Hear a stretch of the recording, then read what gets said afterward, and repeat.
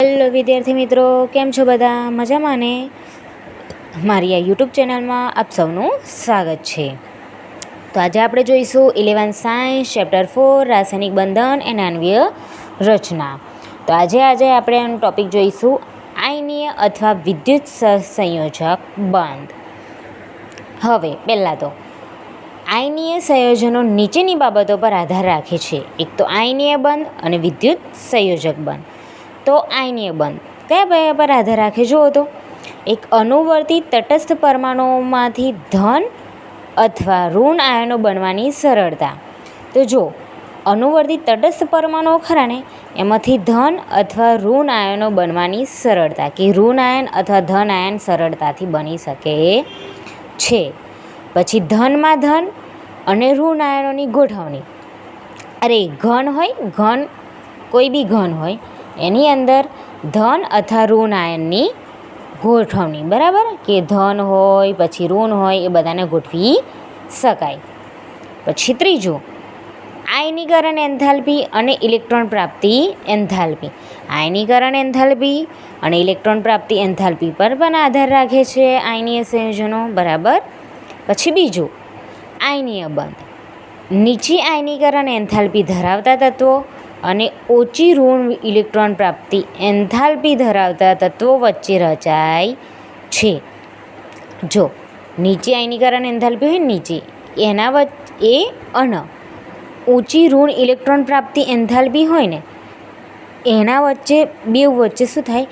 આયનીય બંધ રચાય. આ રીતના આયનીય બંધ હોય ને એ રચાય, બરાબર. હવે ત્રીજું, કે મોટા ભાગે ધન આયન ધાત્વીય ધાતુમાંથી, ઋણ આયન અધાત્વીય ધાતુમાંથી બને છે. જો મોટાભાગે ધન આયન છે ને, મોટાભાગે ધન આયન ધાત્વીય તત્વોમાંથી, બરાબર. ધન આયન શેમાંથી? ધાત્વીય તત્વોમાંથી, ધાત્વીય તત્વો હોય ને એમાંથી. અને ઋણ આયન અધાત્વીય તત્વોમાંથી બને છે, બરાબર. ધન આયન ધાત્વીય તત્વોમાંથી અને ઋણ આયન અધાત્વીય તત્વોમાંથી બને છે. હવે જો અપવાદ તરીકે એમોનિયા એટલે કે NH4+ આયન બે અધાત્વીય તત્વોમાંથી બનેલ છે. હવે જો ધન આયન હોય ને એ ધાત્વીયમાંથી અને ઋણ આયન હોય અધાત્વીયમાંથી. તો હવે NH4 તો પ્લસ છે, તો શું કર્યું? અપવાદ તરીકે આવી ગયો કે બે અધાત્વીય તત્વોમાંથી બનેલ છે. ખરેખરમાં NH4+ છે ને, આ NH4+ ખરો ને, એને તો ખરેખર ધનમાંથી જ બનવું જોઈએ, પણ શેમાંથી બને? ધાત્વીયમાંથી બનવું જોઈએ. ધન આયન એટલે ધાત્વીયમાંથી બનવું જોઈએ, પણ ખરેખરમાં બને છે શેનાથી? બે અધાત્વીય તત્વમાંથી બને છે, બરાબર. અધાત્વીય તત્વમાંથી બને છે, બરાબર. હવે છે આગળ લેટીસ એન્થાલ્પી, બરાબર. લેટીસ એન્થાલ્પી એક મોલ ઘન સંયોજનોને સંપૂર્ણપણે તેના વાયુમય ઘટકીય આયનોમાં ફેરવવા માટે જરૂરી ઉર્જા છે. એક મોલ ઘન આયન હોય ને, ઘન આયન સંયોજનોને સંપૂર્ણપણે તેના વાયુમય ઘટકીય આયનોમાં, એટલે આ ઘન સંયોજનો હોય, ઘન પદાર્થ, હવે એમાંથી વાયુમાં ફેરવવા માટે જરૂરી ઉર્જા છે.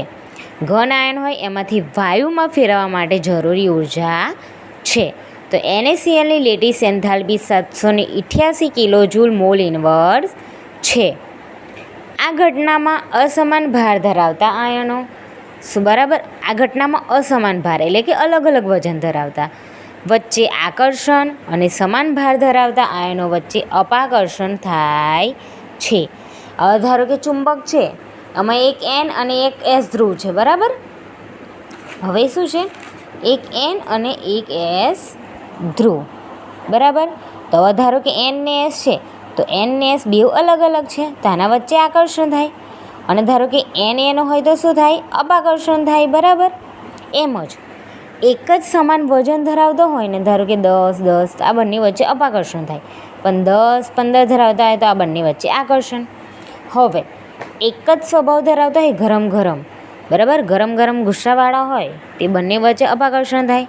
પણ અલગ અલગ હોય, એક ગરમ ને એક શાંત હોય, તો બંને વચ્ચે કેવું હોય? આકર્ષણ. એમ જ કે અસમાન ભાર ધરાવતા આયનો વચ્ચે આકર્ષણ અને સમાન ભાર ધરાવતા આયનો વચ્ચે અપાકર્ષણ થાય છે. તો જો આજે આપણે આટલું જોયું. આયનીય અથવા વિદ્યુત સંયોજક બંધ લેટીસ એન્થાલ્પી જોઈ, આયનીય બંધ જોયો. તો જો વિદ્યાર્થી મિત્રો તમને આ વિડીયો ગમ્યો હોય તો લાઇક, શેર અને સબસ્ક્રાઈબ કરો. મળીએ નેક્સ્ટ વિડીયોમાં. Bye bye.